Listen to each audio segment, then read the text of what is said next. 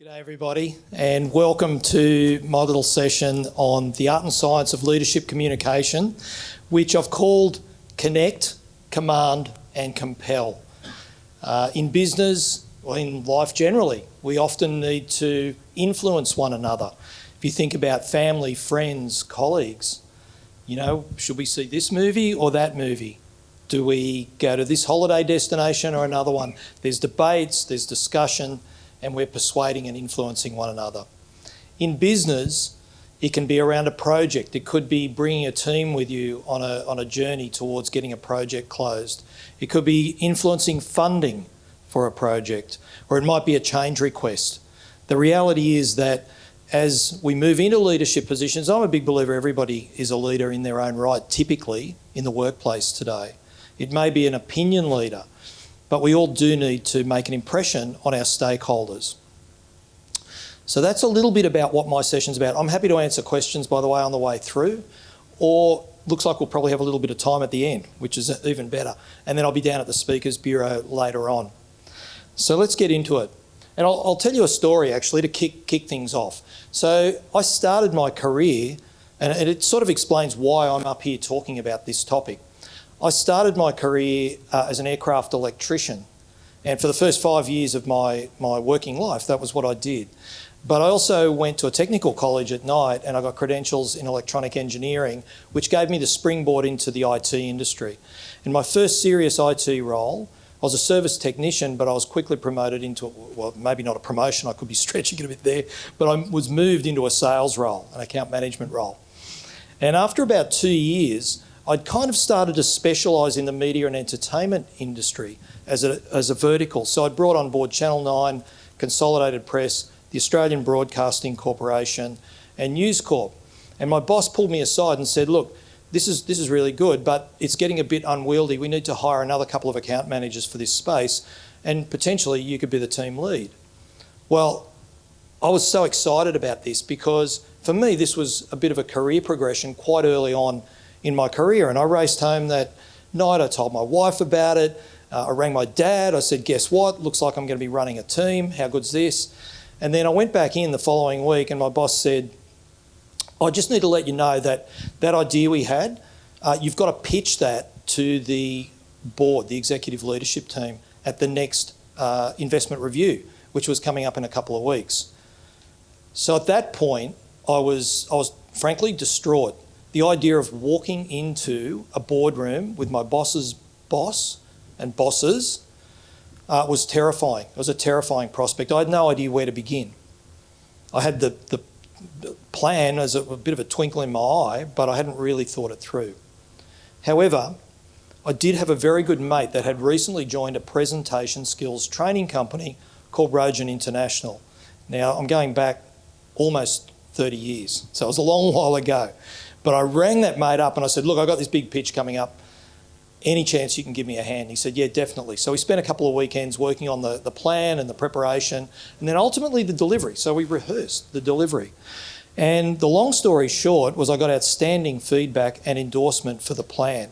In fact, the comment from the chief executive was that was the best pitch we've had in this room since we've been doing these reviews. And I was a bit stunned by that. But I've got to tell you, my career trajectory sort of went from, middling, and it hit a bit of an uplift in terms of access to power within the organisation. I got a senior mentor, and I became kind of one of the inner sanctum a little bit. And to me, it was a real reminder of how important this communication stuff is. Now, the postscript, which is really my point, the postscript was that company, about a year and a half later, offered me a role and I joined them, which was a big, I'd started building my team. We were having some really good success. It was a big decision to move from the tech industry into essentially the consulting industry, working on high stakes, tender responses, working with chief executives, working with partners in law firms, engineers, all sorts of people to help them to communicate more effectively and more persuasively. So my objective today is to give you an insight into some of what we used to cover as consultants in that space, because it's given me a really good basis for my career beyond that. I spent about 6 years doing that. I had my own business for 3 years as well. Let me start though with a question for you. That's my story. A question for you. Can you be ignored? Can you be ignored? You may be ignoring me right now. The reality is, yes, we can all be ignored. The better question is, how do you not be ignored when you've got an important point to make or a position to take, endorsement to get? And to find out the answer to that question, how do you not be ignored, we really need to get into the minds of our listeners. So our listeners are asking themselves questions about you when you are speaking, when you're putting a position forward. They're asking questions like, is this relevant to me? What's your point, mate? Why should I take up your recommendation?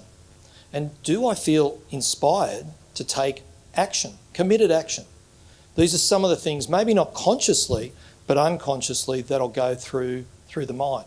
So as I pull this together, it seemed to me that connecting, that kind of first phase of making a connection, followed by commanding or keeping attention, and lastly, compelling to action, was a nice kind of progression. So I'm going to talk about some of the dynamics of what's occurring at each of these stages in a leadership communication and some specific skills. I'll pull them out. I don't think there'll be any rocket science there, but I'm hoping there'll be a few tips and tricks that you can take and use to complement your own leadership style. And I'm going to begin with this idea of first impressions. By the way, as we go through, I'm going to ask you to do a few things. I'll be asking for a volunteer at some point. So I want this to be a little bit of learn by doing, not just learn by listening. And it'll get you a bit more engaged. Happy about that, aren't you, Josh? You're right in my eye line too. So first impressions, a bit of a misnomer in some ways, because we are literally creating thousands of impressions every day. You start speaking, you're creating an impression. You sit and listen, creating an impression. Get up and leave the room or enter a room, creating an impression. But first impressions, thank you, mate. First impressions are important. As people say, you only get one opportunity to create a good first impression. So we're going to talk a little bit about what's going on in this first impression scenario. And to do that, I spent a bit of time in the literature. So I went through some research, psychology departments, researchers, and I found some really interesting stats and information. And the first thing that this research showed is that first impressions are based on heuristics, stereotypes, bias, and assumptions. Does anybody know what heuristics are? I had to look it up. So heuristics are mental shortcuts. They're the sorts of things that are based on stereotypes, bias, and assumptions, what we've grown up with. So those mental shortcuts allow us to make these decisions very quickly without any conscious thought. And we're asking this question, can you be trusted? The sort of bias and assumptions I think of, people often think all Aussies are bogans, particularly if they're from the Southern Shire. Pommies are whingers, Americans are brash, Kiwis are annoying. Thinking about who else I can upset here. But these things, sometimes they're not true. So this goes back to our most basic instincts that have been developed over millions of years. And if you just have to go back a few generations, 4, 5, 6 generations, if you bumped into somebody in the woods, you had to instantaneously almost make a decision. Am I about to fight? Am I about to flight or flee? Or can I trust this person? Will they help me? Are they going to kill me or help me? And that instinct that took millions of years to develop has not changed at all. You think about when you first meet someone, even in a social situation. You might shake their hand. You might look them right in the eyes. They'll tell you their name. And 10 seconds later, you're thinking, what is their name? I can't remember. It happens to me all the time. And it's because of this no conscious thought piece. There's a whole lot of other things going on. So let's just dig a bit deeper. So what they found is that some of these stereotypes and bias and this no conscious thought is focused around body language. Is it open? Is there a level of warmth there? Or is it closed, a bit guarded? Physical appearance is quite important. It's a very visual first few seconds. Organisational role, though, this study found that the organisational role that people have is really quite an important determinant, looking at can you be trusted in particular. When you dig a little bit deeper, I like this summarising statement actually. The way we see each other can be irrational, incomplete, inflexible and largely automatic. So it happens quickly, it can be set in stone. So if just do a bit of a flip and think, well, what does this mean for me as a communicator? If I'm creating a first impression, how do I ensure that that first impression is the best it can possibly be? And what is this term, the best? Well, if you were to define it, it would be something that supports you in terms of your objective in communicating. If it's to build rapport and to build warmth, then you might take one path. Maybe you want to intimidate somebody. That's a different path again. So there's a few different ways you can look at it. Okay, so I'm talking about connecting. We're still in the first part of the presentation. And we've just established that connecting has a lot to do with credibility, so organisational role, for example, fits there, and trust, this notion of trust. The way the research termed it was slightly differently. They talked about competence. So we're trying to quickly determine that first impression, how competent is the individual that we're talking to? And is there a level of warmth or comfort between the two of us? And I like the way that Lao Tzu, this old Oriental gentleman, put it. I don't care what you know until I know that you care. I don't care that you know what you know until I know that you care. Because the research found that overwhelmingly, people who are experts in a field, maybe a managing partner in a law firm, might be a senior engineer, could be a scientist, research scientist. They found that people of great expertise will prioritise competence over warmth.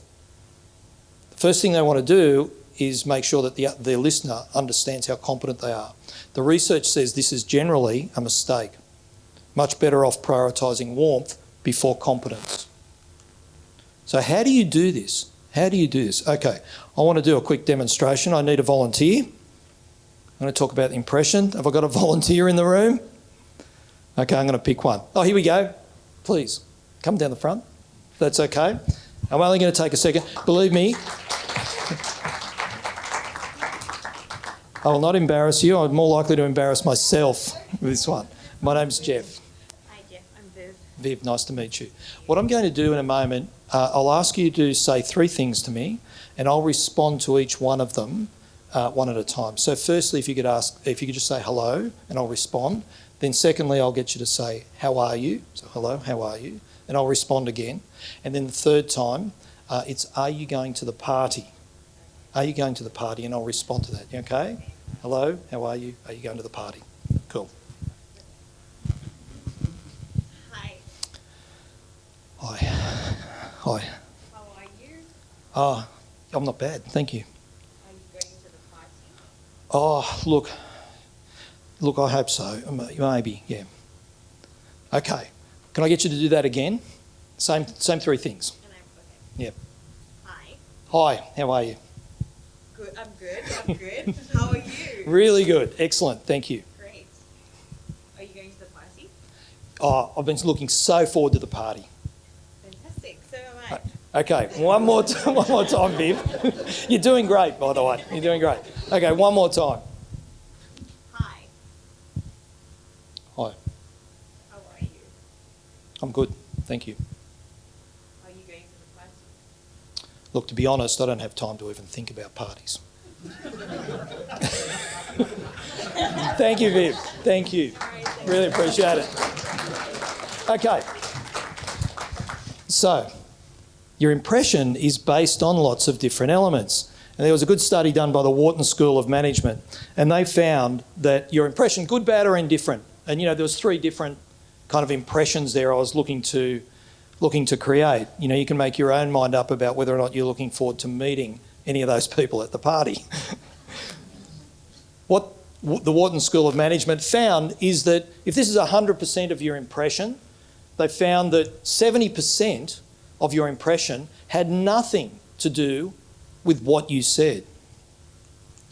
They found that 23% of your impression had nothing to do with what you said. 7% of what you said, the impression created was based on what you said, the words. So a quick little exercise here to illustrate it. Can I get everybody just to put their hand out in front of them? Like that, up high, yep, hand out in front of them. With your thumb and forefinger, just form a circle. Put that circle on your chin. Okay, we got some chins, we got some cheeks. So what I said was put the circle on your chin. What I did was I put it on my cheek. I got you. Good, Josh, I'm glad. So people believe what they see, not what they hear. And if there's any confusion between the two, if the two don't align, if they're not coherent, they tend to believe what they see, or they're confused, one of the two. So just an interesting study. If I now correlate this, the 70% was visual, and the 23% was tone or attitude, so vocal mainly, but also a little bit of body language I think was in there. Let's correlate it now with the previous piece of research, which talked about warmth and competence, because you can look at what that means based on this second piece of research. So warmth is smiling. I mean, it's a funny thing to say, but a smile generates warmth.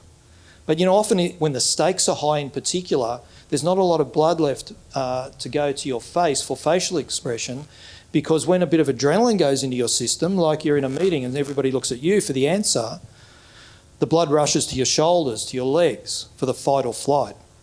It's hard to control this. Not a lot left for facial expression. And then eye contact. Where are you looking when you're talking? You know, you're making a strong recommendation. A strong recommendation. Or are you making a strong recommendation? A strong recommendation. You know, the statement gets stronger the more that I am looking at your eyes. Really important. The only instruction I got on this eye contact thing was from my dad when I was very young, and he said, always look the person that you're talking to in the eyes. And he never told me why. And I asked him actually years later, and he said, it's a sign of respect. You know, so it was something that I took to heart. But the reality is that eye contact can be quite intimidating for a lot of people. You know, it can mean different things to different people. So in terms of your impression, you want to be able to moderate that eye contact a little bit. Gestures are an interesting one. Gestures are a visual aid. You want to be able to gesture freely. You know, it's quite conservative if you're gesturing like this versus like this. You know, you're a bit more expansive. But the moderation of these, the dialing up and dialing down, and the combination is what gives you potential to build warmth. And if you think about it, it's easy to build warmth and rapport with people that are like you, people like me, similar background, similar interests or outlooks, similar habits, similar hobbies. All of these things make it easy to build warmth. And things like smiling occur naturally. Eye contact happens naturally. But we often meet people in business that are not like us. So being conscious of what is often unconscious, i.e. the things up here, can really help you to bridge the gap between you and other people and help them to feel comfortable and to feel that level of warmth. Body language, the only thing really I say about body language is look for not just one thing. You know, I'm quite comfortable watching TV with my arms folded.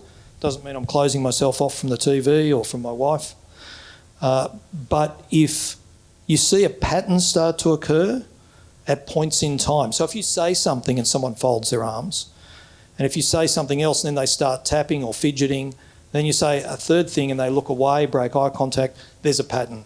And the body language and the visual is starting to tell you what's going on. So movement, I won't go into too much detail here, but the way you move, you know, where you stand, when you move forward, when you move back, are all quite important in terms of generating warmth or potentially putting a barrier up between yourself and the other person. You know, movement can be defined by the rate of movement. You know, how quick are your gestures? You know, are you slow and considered? Or, you know, energy. You get a lot of energy from fast gestures, from moving around a lot. But it can be distracting if it's not done with consistency with everything else. And then vocal tone. Has anybody had any vocal coaching? No? Yep, Will has.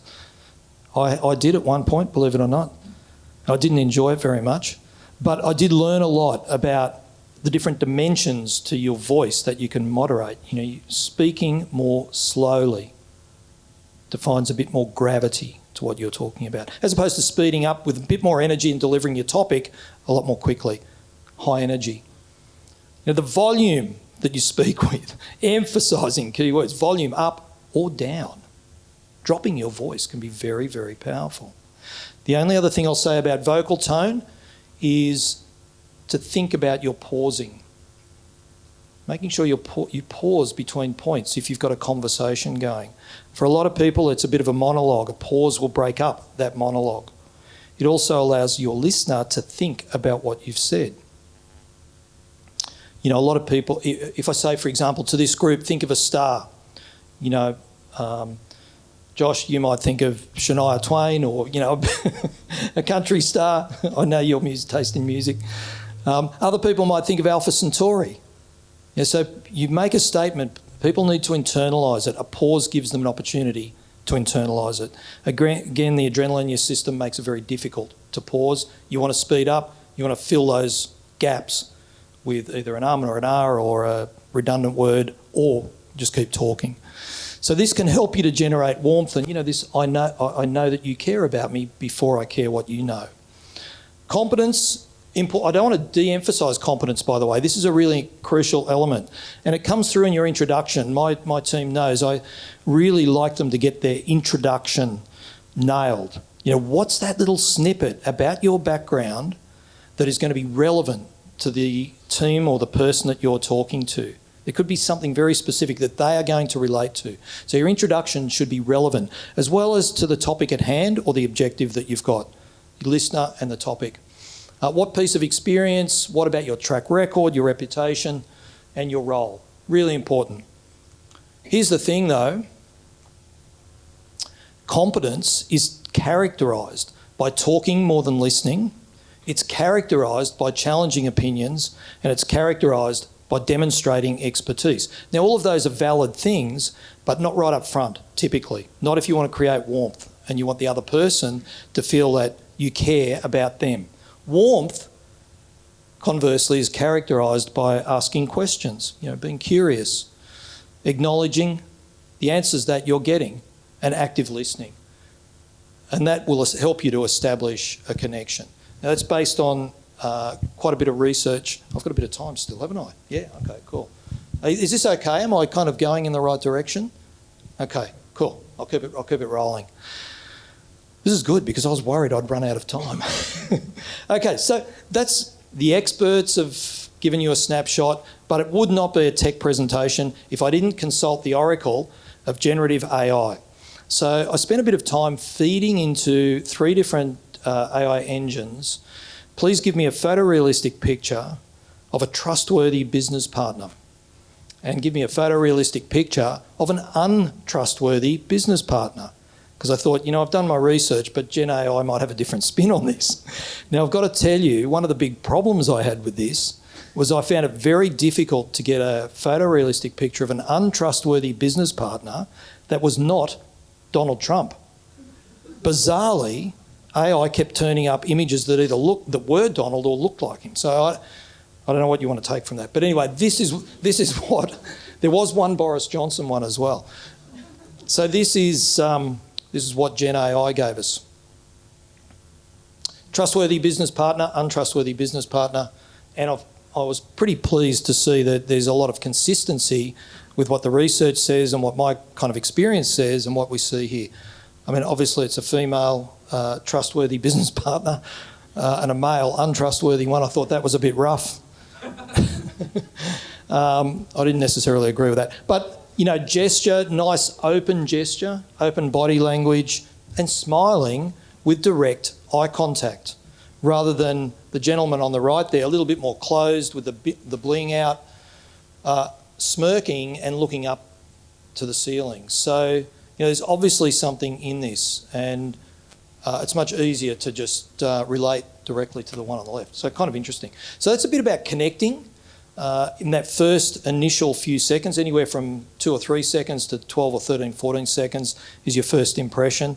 And obviously you want it to be something that you can build on. Let's say you've done it really well. You've captured the connection with the audience.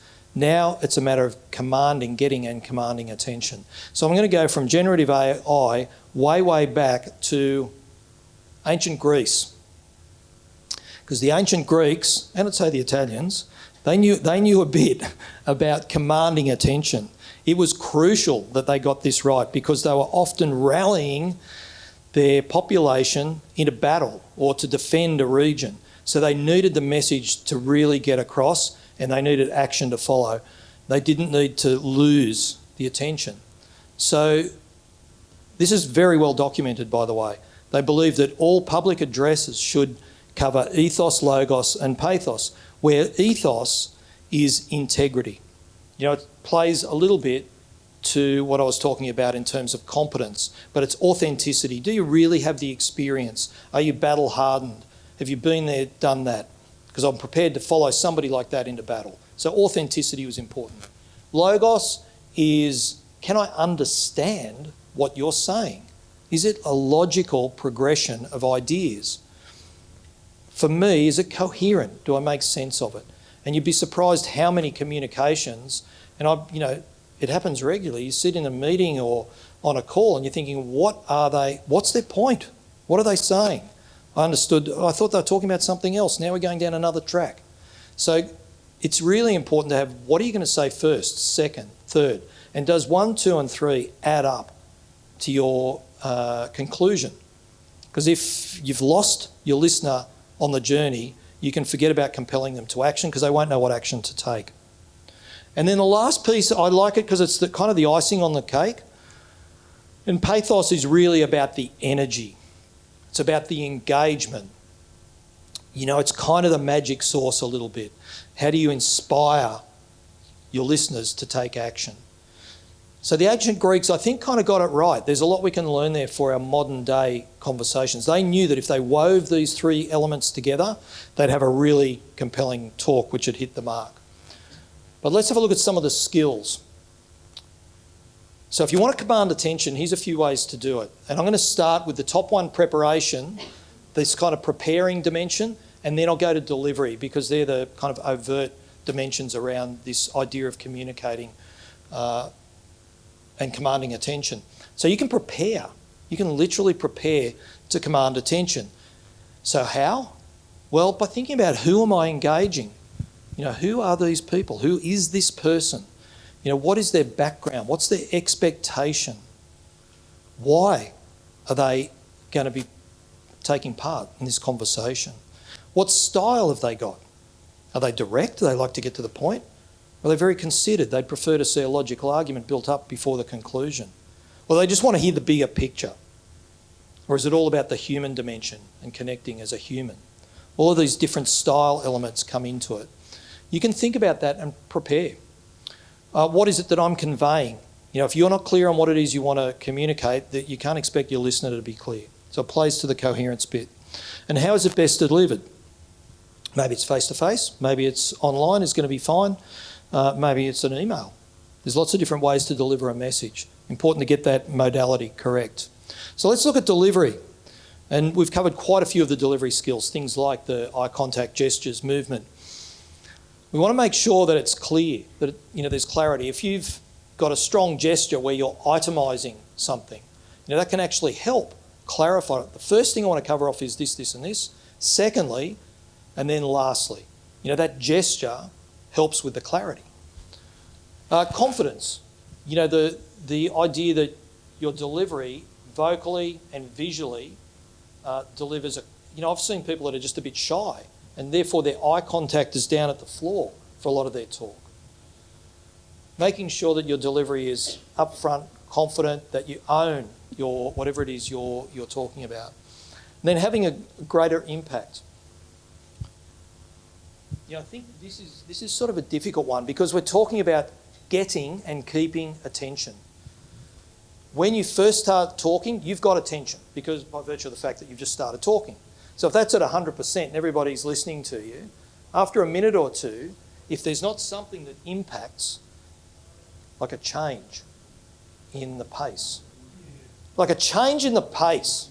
these are some of the things that create an impact. That is going to get the attention back because people have got busy lives out there and we live in a distraction-rich environment. Phones are buzzing, messages are coming through. Keeping attention is not easy, but change will do it. I deliver this from different parts of the room specifically to create a change. Everybody has to look at a different point in the room. There's no other reason for it. But you don't want to be moving constantly. But moving to a different point in the room, just varying, maybe the visual, could be a different visual. That's a change, brings people back. And that'll get the engagement. Engagement might come from asking a question, taking a poll, looking for reinforcement is going to get engagement.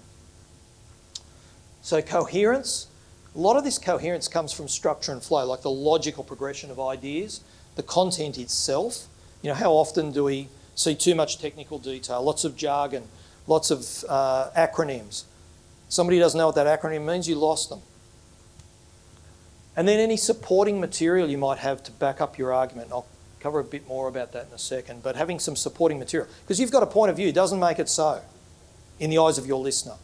You need to have some supporting material that's not just you making the point.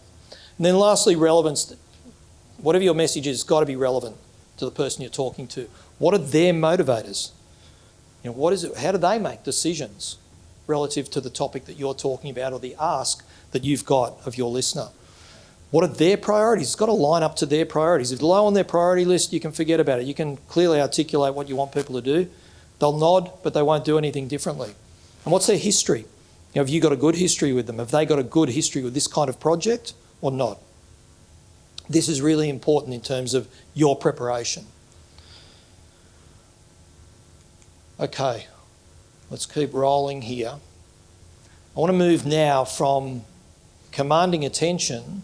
Let's say you've got the attention, you're delivering a really logical presentation, you've got lots of confident energy that's keeping people engaged. How do you get people to take that next step? I love this next bit, by the way. This is really cool.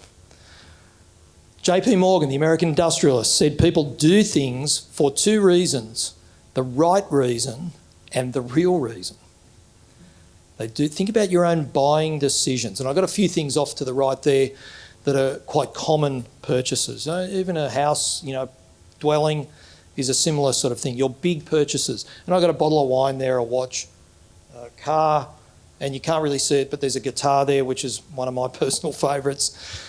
People will buy one thing rather than another. They'll make a decision to do one thing rather than another for the right reason and the real reason. So what's JP Morgan talking about here? Let me give you a few more dimensions to it.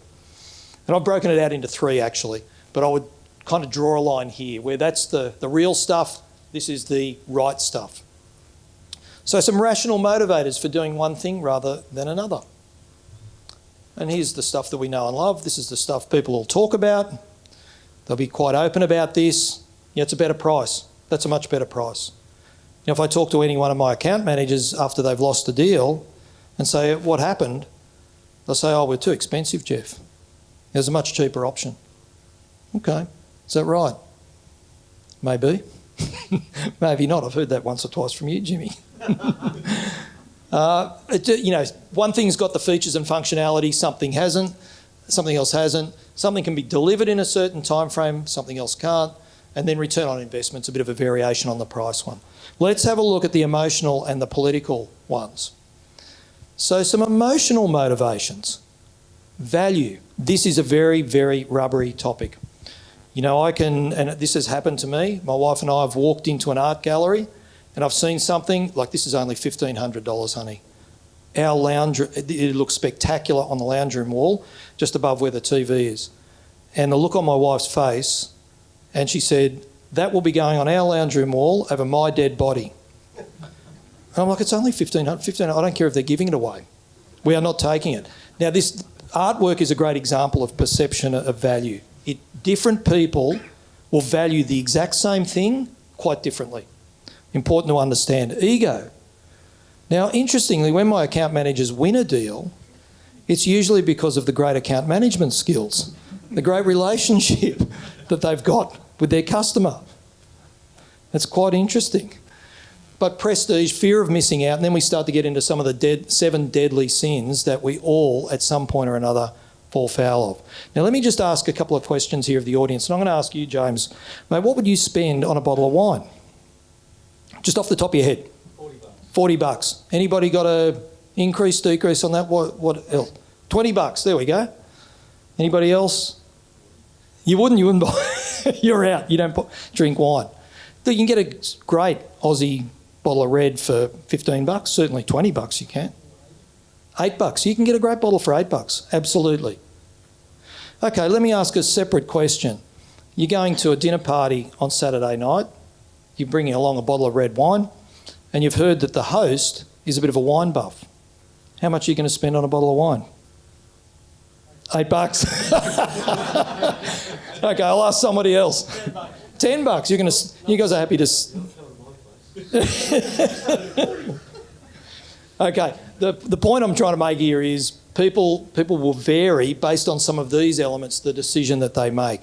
And I could ask the same question of watches. I know there's people I'll ask, how much would you spend on a watch in here? They'll say $1,000. Some people say $5,000. Somebody will say $80. It all depends. But what is interesting about this is that people will typically make an emotional decision and then rationalise it. The other interesting thing about this is that people don't walk up and say, "G'day, my name's Jeff, I've got a big ego and I've also got my boss all over me like you wouldn't believe. So if you can produce something quickly, that'd be good." I mean, people don't talk about these things. They're very hard to elicit. But if you're observant, if you're aware, if you build that connection, you can start to get an understanding of some of these underlying emotional motivators. And I think the research says decisions are typically made 80% on emotional motivators, 20% rational. Now, that's obviously not a hard line there, and it's certainly not saying the rational motivations are unimportant at all. They're crucially important. It's a matter of getting the balance right, like a lot of what I've been talking about there. Okay, so let's have a look at some of the core skills or other sort of skill-related dimensions. And I'm going to talk here about compelling to action with persuasive content. So it's one thing to get your motivations right, but how do you turn content about your topic or about your position that you're taking into something that is very, very compelling? And it's a bit of a basic old concept: features, benefits, and evidence. Can anybody give me a definition for a feature? What's a feature? Any ideas? Well, if you buy a car, it might have particular features. Yeah, it's got particular features. Yeah. How would you categorise those features? Let me put you out of your misery, Jimmy.